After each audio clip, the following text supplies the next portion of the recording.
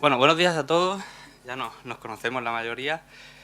Eh, bueno, la idea de hacer este seminario es porque da la extraña coincidencia de que Pablo Guerrero Vázquez, que tengo a mi izquierda, investigador de la Universidad de Zaragoza, aparte de ser compañero un tanto extemporáneo, pero compañero al fin y al cabo del máster del Centro de Estudios Políticos y Constitucionales, hace la tesis doctoral, hace su investigación doctoral sobre un tema muy parecido al mío, lo único que, gracias a Dios, no coincide, sino que es la continuación del mío. Es decir, donde yo acabo la tesis, él comienza. Yo analizo en mi investigación los fundamentos teóricos de la estabilidad presupuestaria en la Unión Europea y él al final lo que analiza son las consecuencias de la estabilidad presupuestaria y sobre todo que las aterriza al ámbito español y al ordenamiento jurídico español. Entonces, siguiendo esa división, lo que haremos será primero yo una pequeña intervención para establecer y describir el marco general de la estabilidad presupuestaria en Europa y luego él hablará específicamente sobre el caso español y sobre la reforma constitucional del 135 y cuáles han sido sus consecuencias, sobre todo para la autonomía de las comunidades autónomas.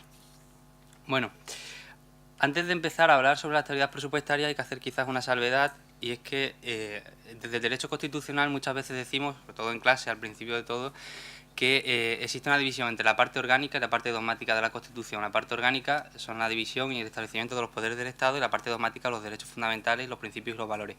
Pero existe otra parte de la Constitución que a veces no le damos mucho caso, no le otorgamos la importancia que quizás se merece, que es la Constitución económica, que es tan importante porque, entre otras cosas, es la que da sustento material a la propia configuración de los derechos fundamentales. Los derechos fundamentales, sin una Constitución económica que les dé soporte, pues tampoco pierden un poco su virtualidad. Y no solamente estoy hablando de derechos sociales, sino incluso los propios derechos de libertad. Necesitan una constitución económica que respalde, con dinero, que respalde económicamente su eficacia. Es muy curioso que también, por ejemplo, en el derecho constitucional siempre hablamos, primero de derecho, de la polémica Carl Smith, Hans Kelsen, ¿no?, en torno al control de constitucionalidad de las leyes, y quién es el guardián de la Constitución, pero se nos olvida que al mismo tiempo hubo otra polémica que fue la de Newman y Press sobre el carácter y la naturaleza de la Constitución económica. En los últimos años esta tendencia ha cambiado y se está analizando más la Constitución económica y cuáles son las repercusiones que tanto para la economía y tanto para el derecho constitucional tiene la configuración de la economía dentro de la norma suprema del ordenamiento jurídico. Lo que pasa es que, curiosamente, este mayor análisis de la importancia de la Constitución económica no se está haciendo o no lo está protagonizando el ámbito académico, académico de los jurídicos constitucionales, el ámbito del derecho constitucional, sino que se está haciendo desde la economía, hasta el punto de que hay una verdadera rama de la economía que estudia las implicaciones económicas de las constituciones, que se llama la economía constitucional, de la cual hablaré ahora y que, bueno, su líder o digamos el paradigma es James Buchanan, premio Nobel de Economía. Cuando hacemos la clasificación de las distintas constituciones económicas que ha habido en la historia, pues siempre se dice la constitución económica liberal, que se caracteriza por una poca intervención del Estado en la economía, simplemente por crear un marco regulatorio, crear un marco institucional en el cual el libre mercado pueda desarrollarse. ¿Qué sería la constitución económica propia del constitucionalismo liberal, del constitucionalismo clásico del siglo XIX, donde se garantiza el derecho a la propiedad, donde se garantiza el derecho a la igualdad y la libertad, y todo eso, conformado institucionalmente, provoca que se den las condiciones propicias para el desenvolvimiento del libre mercado liberal del siglo XIX. Luego tenemos la constitución del Estado social, ¿sí?, la constitución económica social, donde ahí, al contrario quizás de lo que se suele decir, no es una constitución intervencionista, sino que da la posibilidad de la intervención. Es decir, en la apertura de la constitución económica, en la apertura de los mecanismos de redistribución de la riqueza que la constitución económica establece, se otorga la posibilidad a los poderes constituidos de intervenir en la economía. Pero no se mandata obligatoriamente una intervención específica en la economía. Por ejemplo, en el caso español, la Constitución Económica del Estado Social reconoce la iniciativa económica pública. ¿Qué quiere decir? Que el Estado puede intervenir en la economía teniendo empresas públicas, pero se reconoce la capacidad del Estado. No se obliga al Estado a que haga esa iniciativa, a que protagonice esa iniciativa económica pública. O, por ejemplo, en nuestra Constitución también se da la posibilidad de las reservas. ¿Qué son las reservas? Bueno, determinados ámbitos económicos, sacarlos por completo del mercado, sacarlos por completo de la mercantilización y que sea el Estado quien tenga el monopolio. Por ejemplo, imaginaros la luz, la energética o el agua. Bueno, mercados donde hay una tendencia al monopolio, la Constitución permite que queden fuera del mercado, que queden fuera del ámbito privado y que sea el Estado el que tenga el monopolio absoluto. Pero no lo obliga, de nuevo, lo que otorga es una facultad, como la facultad que otorga también nuestra Constitución económica de planificar la economía. Nuestra Constitución habla específicamente de la posibilidad de que el Gobierno, mediante determinados planes aprobados por el Congreso, planifique la economía, pero siempre de una forma abierta. Es decir, la Constitución económica del Estado social se caracteriza por la apertura, por la posibilidad que otorga, pero no por la obligación que establece. Esta Constitución económica del Estado social, esa apertura, en parte se ha cerrado en los países europeos gracias o por medio de la Unión Europea. La Unión Europea ha, digamos, determinado de una forma mucho más concreta la Constitución económica y ha cerrado el abanico de posibilidades que la Constitución del Estado social ofrecía en el ámbito económico. ¿En qué sentido? Bueno, yo aquí haré una breve referencia a la Constitución económica ordoliberal, que quizás es la menos conocida, y luego hablaré específicamente de la economía constitucional de Buchanan. El ordoliberalismo es una escuela de pensamiento en torno a surge antes de la Segunda Guerra Mundial, pero se populariza después de la Segunda Guerra Mundial en la Alemania de posguerra y se caracteriza por considerar al Estado un actor fundamental en la garantía y el establecimiento de la libre competencia. Sí, la libre competencia, el libre mercado, tal y como nosotros lo entendemos ahora, solamente puede pervivir y solamente puede garantizarse por medio de la intervención del Estado, pero una intervención que no es una intervención económica, sino que es una intervención jurídica. El Estado lo que tiene que hacer es proporcionar el marco regulatorio propicio, es decir, proporcionar el marco de leyes, de instituciones, de normas que sea propicio para que el libre mercado pueda desarrollarse. Bueno, este ordoliberalismo, esta Constitución económica ordoliberal, es uno de los elementos clave de la Unión Europea y de la Constitución económica de la Unión Europea. ¿En qué sentido? Y lo veremos un día en clase, los que son mis alumnos. La Unión Europea, uno de sus principios fundamentales es el derecho de competencia. Lo que se garantiza es la competencia entre los actores privados, pero también, curiosamente, entre los actores públicos. Si una empresa pública quiere operar en el mercado, tiene también que hacerlo de acuerdo a los principios de competencia.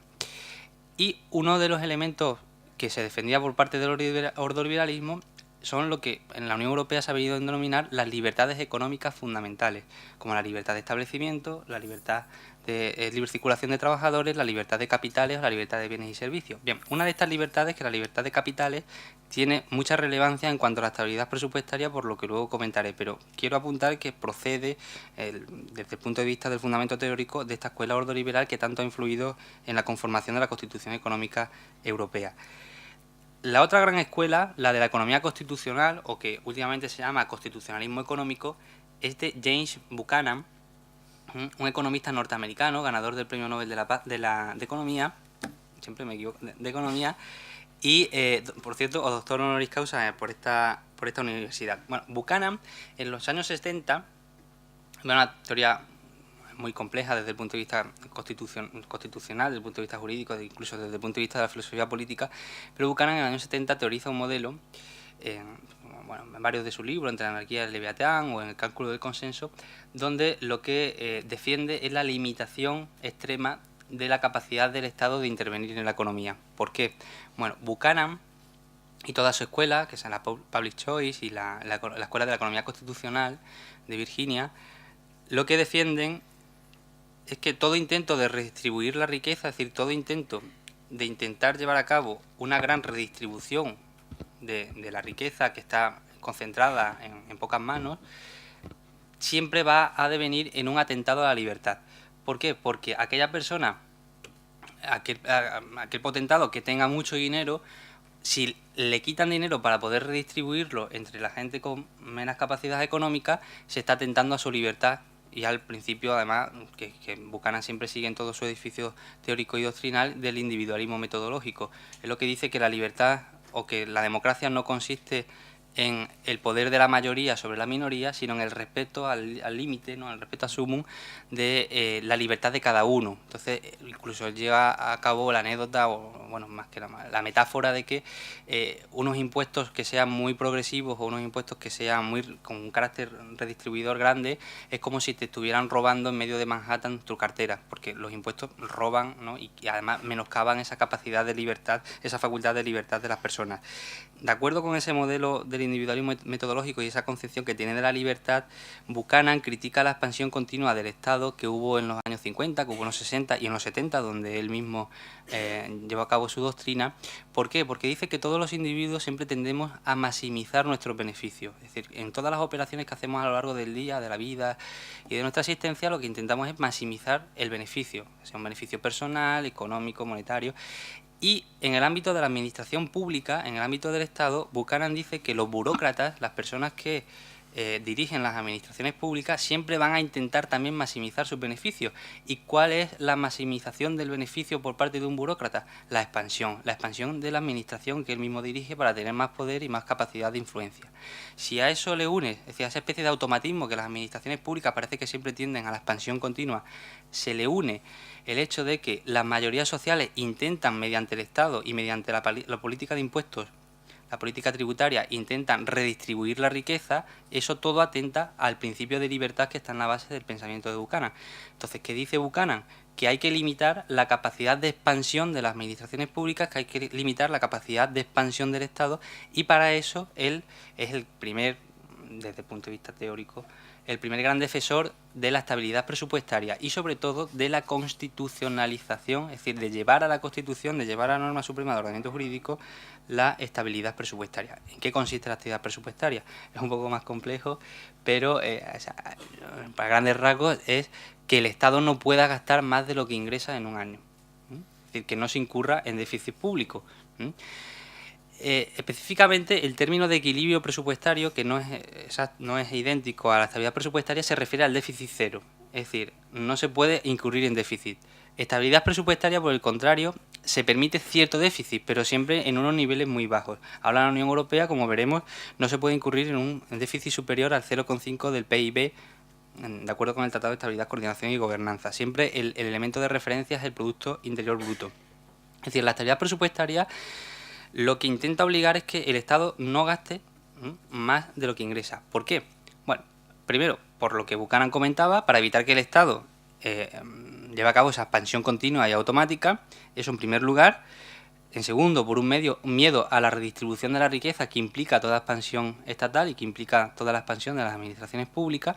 Y en tercer lugar, y muy importante, que es además es un argumento democrático muy difícil de rebatir, y es que cuando un Estado se endeuda de forma masiva, o de forma, digamos, desproporcionada, quien tiene que pagar eso son las generaciones futuras. Entonces te queda la teoría clásica del derecho constitucional de por qué una generación tiene que atar la acción y la libertad de las generaciones futuras, ¿no? Porque si la generación actual comete mucho dispendio y todas las grandes obras públicas y todo un desastre desde el punto de vista económico, porque luego eso tiene que pagarlo las generaciones futuras, que van a ser quienes paguen y quienes vayan amortizando progresivamente la deuda pública. Bueno, esos son los principales argumentos. ¿Y por qué Buchanan específicamente habla de la constitucionalización de este principio? Bueno, primero porque en Estados Unidos había ya una tradición bastante extendida de que en las constituciones estatales, no en la Constitución federal, sino en la Constitución de los estados, la estabilidad presupuestaria apareciera como principio.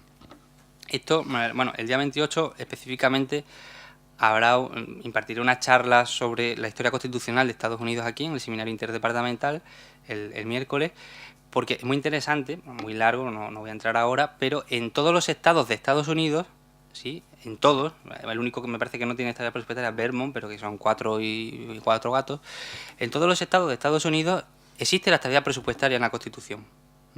¿Por qué? Porque en los años 30 del siglo XIX hubo una crisis económica muy grande en Estados Unidos, una crisis de deuda pública, porque los estados habían aventurado en grandes empresas públicas, habían participado en la creación de grandes infraestructuras, sobre todo canales, vías ferroviarias, era el momento en el que el tren empezaba a desarrollarse, y se endeudaron tanto que al final tuvieron que declararse en bancarrota. Y todos los prestamistas exteriores, sobre todo europeos y sobre todo británicos, dijeron que nunca iban a volver a prestar dinero a los estados de los Estados Unidos. Y se vieron en la obligación de llevar a la Constitución la estabilidad presupuestaria para decirle a los deudores: no se preocupen, que siempre pagaremos nuestras deudas y nunca incurriremos en un déficit ni en una deuda excesiva. Por eso en todos los estados de Estados Unidos está constitucionalizada la estabilidad presupuestaria. Y aparte porque existe otra cultura del gasto diferente a la europea. Buchanan, cuando teoriza esto en los años 70, de llevar a la Constitución la estabilidad presupuestaria, se estaba refiriendo a la Constitución Federal de los Estados Unidos, que es donde está la mayor parte del gasto público, no están los estados, que serían como nuestras comunidades autónomas. Pero nadie le hace caso, y tampoco le hace caso Ronald Reagan, que era el presidente en el momento en el que Buchanan publicó sus libros y se popularizó su teoría. Pero Buchanan, al final de su vida, tiene una serie de artículos que habla de la posibilidad de que la estabilidad presupuestaria se lleve a la Constitución, pero no una Constitución cualquiera, sino a la Constitución de la Unión Europea, es decir, a los tratados de la Unión Europea. Ya saben que la Unión no tiene una Constitución en el sentido clásico, sino que está conformada principalmente por dos tratados, que son los tratados del derecho originario y que son los que dan soporte constitucional a todo el edificio de la Unión Europea.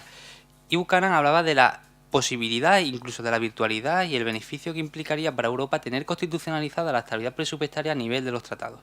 Porque además dice, si los estados no quieren, porque los gobiernos generalmente no quieren tener un límite jurídico muy fuerte que les evite poder, por ejemplo, en campañas electorales o en determinados ciclos políticos, gastar más de lo que debieran, y no quieren tener ese límite. Si los estados son un poco reacios, bueno, en la Unión Europea no es un estado, está por encima de los estados y no tiene, digamos, el foro de discusión pública que sí existe en los estados, donde puede haber más rechazo por parte de la población. Entonces, el mejor lugar para constitucionalizar la estabilidad presupuestaria es la Unión Europea. Esto se intenta hacer en la Unión a través primero con el Tratado de Maastricht, donde los criterios de convergencia, luego, y en 1997 con el Tratado de Ámsterdam, donde a los nuevos estados que se incorporan a la Unión y a los que ya están dentro si quieren pertenecer al euro, y a todos ellos si quieren no recibir sanciones económicas, se les obliga a que no tengan una deuda superior al 60% del PIB y un déficit superior al 3%, ¿no? Al 3%. El límite del 3% del déficit. Pero no se establecieron mecanismos eficaces de sanción. Entonces, países como Francia o Alemania, que además son los más grandes y las potencias económicas, junto al Reino Unido, que se está yendo de la Unión Europea, pero Francia y Alemania eran las potencias y son las potencias económicas más importantes de la Unión Europea, incumplieron sistemáticamente estas reglas. Y como eran dos de los grandes países de la Unión Europea, pues nadie los sancionó. El mecanismo sancionador dependía del Consejo de la Unión, del Consejo de la Unión, del Consejo de la Unión Europea, donde están representados los gobiernos, y los gobiernos no activaron los mecanismos sancionadores, no activaron las sanciones. Bueno, ¿qué ocurre? Que hay una crisis económica en Europa, una crisis financiera, que una de sus principales repercusiones es un aumento exponencial de la deuda pública. La deuda no está en la causa ni en el origen de la crisis, sino que es como consecuencia de la crisis. Y a partir de 2011, que sobre todo cuando la crisis empieza a azotar más a la Unión Europea, y acordaros, por ejemplo, de la crisis griega, ¿no? Que Grecia acabó en quiebra prácticamente, se decide constitucionalizar la estabilidad presupuestaria. Pero en vez de hacerlo en los tratados originarios de la Unión Europea, en vez de hacerlo en esos dos grandes tratados, que es el Tratado de la Unión y el Tratado de Funcionamiento, lo llevan a cabo mediante un nuevo tratado, que es ajeno al propio edificio de la Unión Europea y que es ajeno en sí a la Unión. Es un tratado intergubernamental que no pertenece al acervo, que no pertenece al derecho de la Unión Europea, que es el Tratado de Estabilidad, Coordinación y Gobernanza, que entra en vigor el 1 de enero, si no me acuerdo, de 2013. ¿Qué dice este tratado? Firmado por todos los países europeos, menos el Reino Unido, que ya estaba viendo la oreja al lobo, y la República Checa. Todos los países, el resto de países europeos, en ese tratado, ¿qué establecen? Bueno, que los estados no pueden incurrir en un déficit superior al 0,5 del PIB, y no pueden incurrir y no pueden emitir deuda superior al 60% también del PIB, con unos plazos determinados. Y ahora sí se establecen mecanismos bastante eficaces de sanción. Es decir, si los estados incumplen esos límites, pueden recibir una sanción de la Comisión Europea, incluso en última instancia del Tribunal de Justicia de la Unión Europea, y la mayoría que tiene que decidirlo sigue siendo del Consejo de la Unión Europea, pero es una mayoría inversa, es decir, siempre se aplicará la sanción a no ser que haya una mayoría en contra. Y eso cambia muchísimo la posibilidad de eficacia de las sanciones. Es decir, si España ahora mismo incurre en un déficit excesivo o no ajusta sus niveles de deuda, puede recibir sanciones de la Unión Europea. Y no son sanciones como las que nos ponen los municipales cuando nos saltamos los semáforos. Son sanciones sobre el PIB, sobre el Producto Interior Bruto, que llegan incluso al 0,5 del PIB, que se tienen que depositar en el presupuesto de la Unión Europea, en el Banco Central Europeo. Es decir, sanciones muy contundentes. Pero claro, el tratado como sí tenía miedo de que el tratado per se no tuviera fuerza coactiva suficiente para establecer la estabilidad presupuestaria, para tener que desplegar efectos vinculantes lo suficientemente fuertes como para que sean eficaces, ¿no? Las medidas que proponía el tratado. Y entonces el propio tratado dice que las constituciones estatales tendrán que asumir en un determinado plazo el principio de estabilidad presupuestaria. No dice exactamente las constituciones, sino que dice que normas con rango constitucional o eficacia similar. Es decir, el tratado obliga a que las constituciones de los estados de la Unión Europea se reformen y contengan el principio y establezcan el principio de estabilidad presupuestaria. España, antes de aprobar ese tratado de estabilidad, coordinación y gobernanza, ya había reformado su constitución en el 2011. Que es la reforma de 135, de la cual hablará ahora Pablo, y que veremos también en clase en su momento, un poco muy por encima y rápidamente, pero la veremos. Una reforma que se hace a prisa y corriendo, en el verano, en agosto, y por un procedimiento, desde el punto de vista del derecho parlamentario, un tanto discutible. Aquí tenemos una profesora que ha escrito un artículo específicamente criticando el procedimiento que se siguió de lectura única y de forma urgente. Y bueno, se reforma la Constitución en el 135, se establece el principio de estabilidad presupuestaria y el de equilibrio presupuestario para los ayuntamientos. Es decir, los ayuntamientos no pueden incurrir en déficit, ni 0,5 ni 0,3. No pueden tener déficit en España los ayuntamientos. Pero para el resto de administraciones públicas se establece el principio de la estabilidad presupuestaria y además se hace referencia a la Unión Europea. Es decir, siempre será el criterio y el porcentaje que la Unión Europea imponga o que la Unión Europea establezca el que tendrá que seguir España, el que tendrá que seguir el Estado. El Estado, y no me refiero solamente al Estado central, sino también a las comunidades autónomas. Luego el Estado ha ido repartiendo las cuotas de los límites de déficit tanto para las comunidades autónomas como para su propia administración general. Siempre que ahora vayan a escuchar que se está incumpliendo la regla de gasto, que se está incumpliendo el déficit, que se está incumpliendo la ley orgánica de estabilidad financiera, todo procede de esta reforma en parte de la Constitución y de esta reforma de 135 que, con carácter previo a la entrada en vigor del tratado, se adelanta a las propias previsiones del tratado. Antes, en Europa, ya había habido varias experiencias de constitucionalización de la estabilidad presupuestaria. La primera actual es Polonia, y luego Suiza, que tuvieron una crisis muy grande en torno al ladrillo y a la vivienda, y el Estado tuvo que intervenir mucho en la economía y disparó el déficit y la deuda, y se estableció en la Constitución Federal Suiza el principio de estabilidad presupuestaria. Y luego en 2009, la experiencia quizás más interesante, sobre todo por la importancia del país que la hace, que es la reforma constitucional alemana, donde también se consagra el principio de estabilidad presupuestaria y sobre todo se impone ese principio a los Länder, a las comunidades autónomas, a los estados federados de Alemania. Y al final, como digo, salta a la Unión Europea, y de la Unión Europea, mediante ese tratado, salta todas las constituciones de los estados miembros. Ya también ha reformado Italia la Constitución, Francia ha hecho una ley especial de estabilidad presupuestaria como Portugal, pero bueno, todos los estados van reformando sus constituciones o van creando leyes con mayoría cualificada donde se recoge y se establece ese principio de estabilidad presupuestaria. Y ya con esto voy acabando. El principio de estabilidad presupuestaria, esa exigencia de que el Estado no gaste más de lo que ingresa, tiene varios inconvenientes desde el punto de vista jurídico-constitucional. Aparte de su inconcreción y de la falta de claridad en torno a la posibilidad de su implementación por la fuerza, de su coacción, si un Estado incumple el procedimiento de déficit, por ejemplo en España, y incurre en déficit en los presupuestos generales del Estado, en un déficit excesivo, ¿quién puede enmendar ese presupuesto? ¿El Tribunal Constitucional se va a poner con la calculadora a ver dónde recorto o dónde gasto más? Ese debate también lo hay en Estados Unidos, donde algunas cortes han incluso entrado a decidir dónde se recorta el gasto o dónde van los impuestos, pero creo que esa no es precisamente la función de un tribunal, porque no tiene legitimidad democrática directa y no puede decidir a dónde va un presupuesto, pero bueno, y sobre todo por el margen de discrecionalidad que otorga. Ese es un problema desde el punto de vista jurídico-constitucional, y otro es la posible antinomia que existe en el seno de la Constitución entre el reconocimiento de la estabilidad presupuestaria, por un lado, y el establecimiento en el caso español, de España como un Estado social, Un Estado social implica, entre otras cosas, que exista la posibilidad de intervención del Estado en la economía y que se lleven a cabo débiles, por lo menos, como mínimo, mecanismos de redistribución de la riqueza, es decir, que haya impuestos progresivos, que haya inversión social, sanidad, educación pública. Esos son digamos, los elementos esenciales del Estado social en Europa.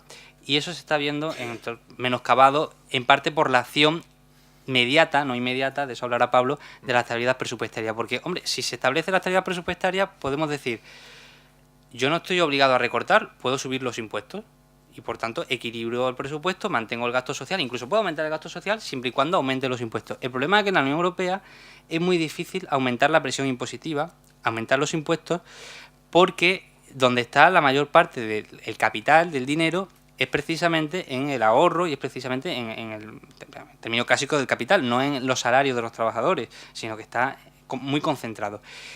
O en el beneficio empresarial. Si se suben los impuestos de los beneficios empresariales o si se suben los impuestos a el capital o a los ahorros, existe ese principio ordoliberal que yo hablaba de la competencia y de la libertad de capitales. ¿Qué quiere decir? Que si un Estado sube los impuestos al capital, el capital se va, porque tiene libertad de capitales. Es decir, si en España queremos un impuesto de sociedades que grave mucho, de forma efectiva, no nominalmente, los beneficios de las grandes empresas, imaginaros el Corte Inglés o yo qué sé, Yoigo, una de estas, pues se van donde el impuesto de sociedades sea menor. Y el problema que tiene la Unión Europea con Irlanda, que sobre todo las empresas tecnológicas se van a Irlanda porque tienen un impuesto de sociedades muy pequeño, sí, prácticamente, bueno, incluso en algunos informes se cataloga a Irlanda de paraíso fiscal. ¿Cómo se podría solucionar esto? Y para evitar también que la estabilidad presupuestaria tenga ese efecto de camisa de fuerza que haga que el Estado social no se pueda desarrollar, incluso en sus términos jurídicos más clásicos. Bueno, que la Unión Europea tenga por fin una capacidad fiscal potente, es decir, que la Unión Europea tenga impuestos propios de verdad y que pueda imponer, que pueda llevar a cabo políticas impositivas sobre el capital y que pueda crearse un impuesto de sociedades a nivel europeo que evite ese dumping entre las empresas, que compiten las empresas para ver dónde se pagan menos impuestos y al final hacen que los propios estados compitan para bajar los impuestos. Y eso hace que si por un lado no podemos subir los impuestos porque las empresas y el capital se nos va, pero por otro estamos obligados a no incurrir en déficit y estamos obligados a no emitir mucha deuda pública, el Estado social se va recortando de forma automática. Si las administraciones, incluso en periodos de recesión, no pueden intervenir y no pueden inyectar dinero en la economía y no pueden tener cierto margen de maniobra que garantice las instituciones básicas del Estado social, porque la estabilidad presupuestaria por arriba se lo impide y la incapacidad de la Unión Europea para tener impuestos propios sobre el capital por abajo también se lo impide, y en medio están las empresas y el capital moviéndose allá donde hay menos impuestos, pues tenemos este problema básico de sustentación económica del Estado social, que se deriva en parte de un reconocimiento a la estabilidad presupuestaria en la Constitución, pero que no es la única causa. Y esto se va a ver también muy gráficamente, espero que ahora lo comentará Pablo, en España. Pues en España, donde el gasto social está concentrado sobre todo, la inversión social está concentrada sobre todo en las comunidades autónomas, y han sido las comunidades autónomas las grandes perjudicadas por la estabilidad presupuestaria. Bueno, entonces con esta pequeña introducción